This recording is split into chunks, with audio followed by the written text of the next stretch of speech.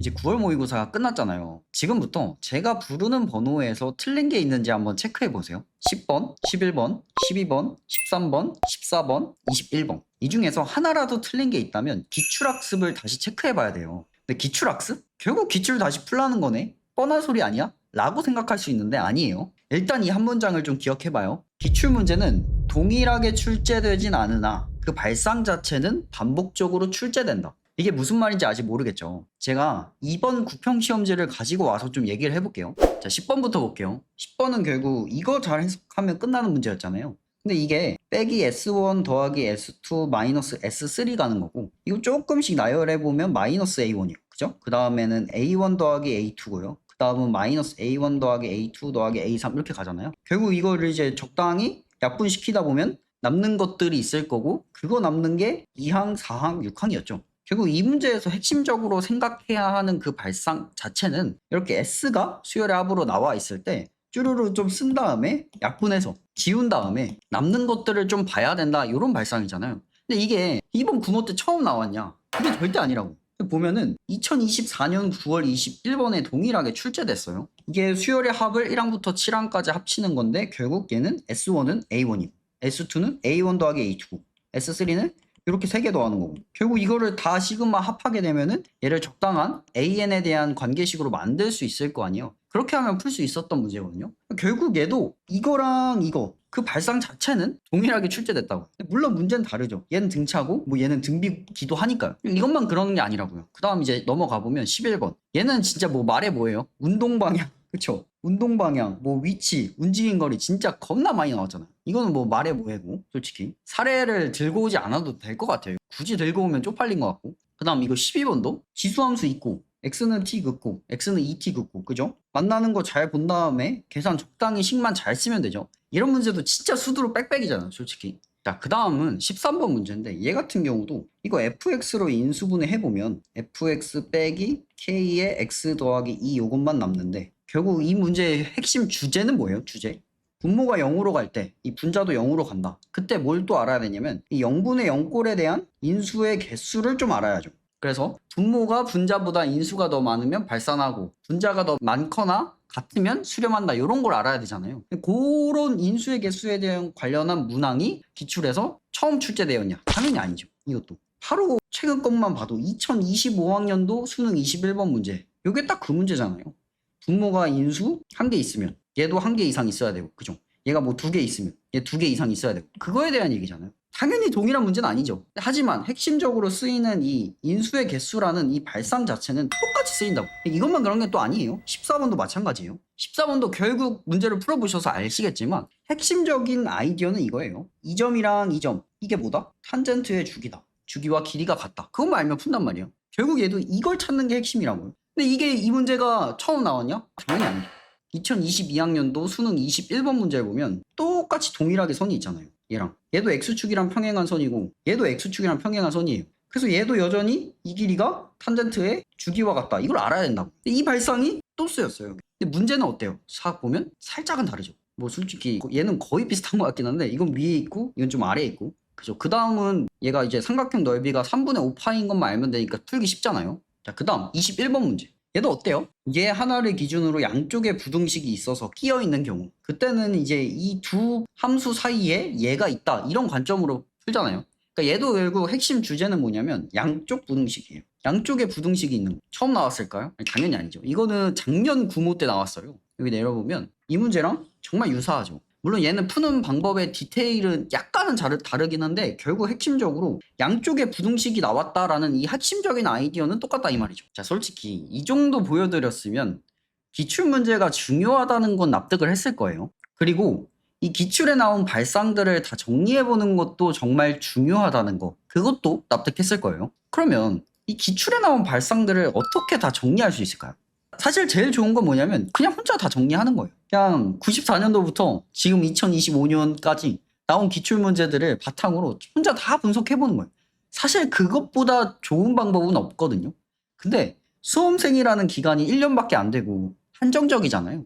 그거를 현실적으로 다 할 수가 없으니까 강의가 있고 책이 있는 거잖아요. 그래서 여러분들에게 지금 필요한 게 뭐냐면 30년에 출제됐던 기출문제를 바탕으로 거기에 나왔던 발상들을 다 테마별로 정리해 놓은 그런 컨텐츠가 필요하겠죠. 제가 봤을 땐 그렇게 발상들을 다 정리해 놓은 컨텐츠는 시중에서 제가 만든 평정보다 좋은 게 과연 있을까라는 생각이 들거든요. 근데 이걸 제 입으로만 얘기하면 전 사기꾼이잖아요. 근데 평정을 단 한 번이라도 읽어본 학생들이 남긴 이 수많은 후기와 놀라운 별점들을 보면 제 생각엔 그 효과는 이미 증명이 되었다고 생각해요. 그러면 평정은 대체 뭐가 다르길래 이렇게 읽어본 학생들이 엄청난 후기를 남겨주는 걸까? 제가 실제 책을 가지고 와서 한번 설명을 드려볼게요.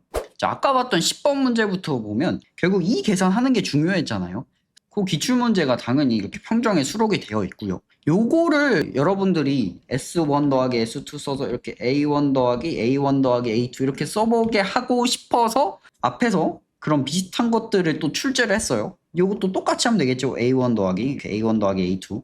당연히 이런 문제는 다 자작문항이고. 그래서 요 정도 이거 풀었으면 솔직히 10번은 당연히 풀지 않았을 거라 생각 들고, 이제 이 10번은 너무 쉬우니까. 그다음에 이제 11번 보면 운동 방향 이런 얘기잖아요. 이거 정말 많이 나왔다 했죠. 그거는 이제 평정에서 속도와 가속도, 수학적 언어로 바꾸게 해서 이렇게 이런 발문들을 수학적 언어로 바꿔보는 것들 쭉 연습을 시켜요. 그래서 여기 체화하기에서 가서 보면 이런 것들 다 수학적 언어로 바꿔보라고. 솔직히 이 정도 했는데 이게 틀릴 수가 없죠, 솔직히. 그 다음에 요거 체화하기로 문제 풀어보고, 그 다음에 요거에 대해서 좀 어려운 문제들 좀 풀어보고, 기출 풀어보고, 이것보다 더 어려운 애 풀어보고, 요런 구조고. 자, 그 다음에 이제 13번 정도부터 가야 좀 핵심적인데, 이 영분의 영꼴 인수의 개수에 관련된 내용도 당연히 평정에 있어요. 자, 여기 있는데, 그래서 이렇게 개념 쭉 보고 문제 풀어보는 거죠. 그래서 문제 풀고, 이 문제도 20번보다 21번이 살짝 어렵고 또 22번이 살짝 어려워져서 이렇게 쭉 문제 푼 다음에, 그래서 결국은 한 주제에 대해서 개념이 이렇게 정리되어 있는 건 사실 기본이고, 그건 어디 가나 그렇잖아요. 그거를 바탕으로 문제들을 다 만들어 놓고, 그거보다 조금 어려운 문제들 다 만들어 놓고, 그 다음에 너희가 직접 기출을 한번 도전해봐라 하고, 이거보다 더 어려운 엔제까지 또 만들어 놓고, 이 구조로 계속 반복이 되는 거거든요. 솔직히 이 정도 풀고 이 정도 개념 읽고 했으면 이 주제만큼은 솔직히 마스터할 거 아니에요.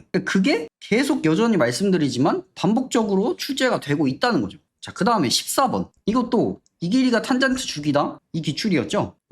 요것도 평정에서 삼각함수 그래프의 아름다움에서 다 정리가 되어 있어요. 그래서 얘 같은 경우는 딱 여기 있잖아요. 아래 그림을 보고 두 점이 어떠한 관계에 있는지 적어보시고, y는 a랑 y는 마이너스 a 그거죠. 여기 보면은 얘 y는 p랑 y는 마이너스 p 그잖아요. 아예 완전 그냥 똑같죠. 그냥 동그라미랑 세모가 어떠한 관계에 있는지 적어보시고, 그래서 넘기게 되면 이렇게 해설이 있겠죠. x좌표 차이가 어떻대요? 파이 관계에 있다. 그래서 이런 것들 다 풀어보고 했으면 당연히 이 문제는 틀리기 힘들단 말이에요. 자, 그 다음에 21번이었는데 이렇게 양쪽 부등식이었죠. 이것도 당연히 있단 말이에요. 아마 이거는 양쪽 부등식은 이게 테마로 잡은 분들이 많진 않을 거예요. 왜냐면은 많이 나오진 않았는데 작년 9평에 나온 게 제가 너무 인상 깊어서 이거 혹시 또 나올 수 있지 않을까 싶어서 양쪽 부등식 이렇게 설명을 해놨거든요, 쭉. 그래서 얘도 마찬가지로 개념 읽은 다음에 양쪽 부등식에 있는 문제들만 겁나 모아놓은 거죠. 그렇게 해서 또 적용하기 요거 풀어보고, 두 문제 또 풀어보고, 또 기출 또 풀어보고, 이것보다 더 어려운 엔지 또 풀어봤는데 솔직히 양쪽 부등식 이만큼 했으면 다 했잖아요. 이런 식으로 이제 구성이 되어 있고요.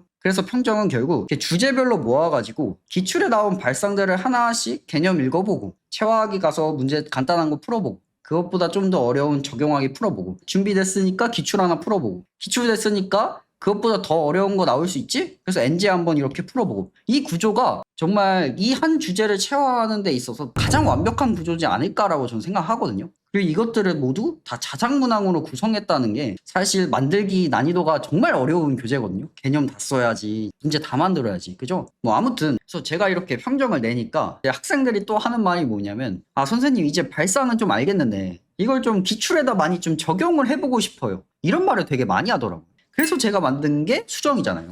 수정은 시즌1, 시즌2 해서 이렇게 다 나와 있고요. 학부 모의고사로 기출을 재배치해가지고 여러분들이 좀 실전 감각을 느끼면서 풀어볼 수 있게 했고, 그래서 문제가 이렇게 시험지로 읽고 학부 모의고사 형태로 모의고사 용지에 뭐가 있어요? 기출 문제가 이렇게 쭈루루 있는 거죠. 그래서 일부 문항들은 당연히 번영도 좀 했고요. 아무튼 제가 중요하게 얘기하는 게 뭐냐? 기출에 나온 발상들을 정리하라는 거잖아요. 그래서 이 모의고사 풀다가 여러분이 틀린 게 있을 거 아니에요? 그래서 그 틀린 것들을 제가 문제에다가 오릴 수 있게 이렇게 다 모아놨죠. 한 군데에다. 그래서 이걸 모아가지고 제가 어디다 붙이라 했어요? 여기 있는 약정이라는 제가 또 오답 노트를 여러분들에게 만들어 드렸잖아요. 그래서 제가 어떻게 하라 했어요? 여러분들이 틀린 거 다 오려서 이렇게 아까 거기 있던 거 오려서 붙인 다음에 중요한 발상들을 이렇게 다 정리해봐라. 예를 들어 얘는 2차 함수랑 미분계수 부호 반대인 거 나오면 좀 대칭축을 생각해보자. 이런 발상들을 여기다 다 정리하라 했잖아요. 제가 오려서 붙여가지고 쭈루루. 그럼 이 책은 어떻게 되겠어요? 여러분들이 만든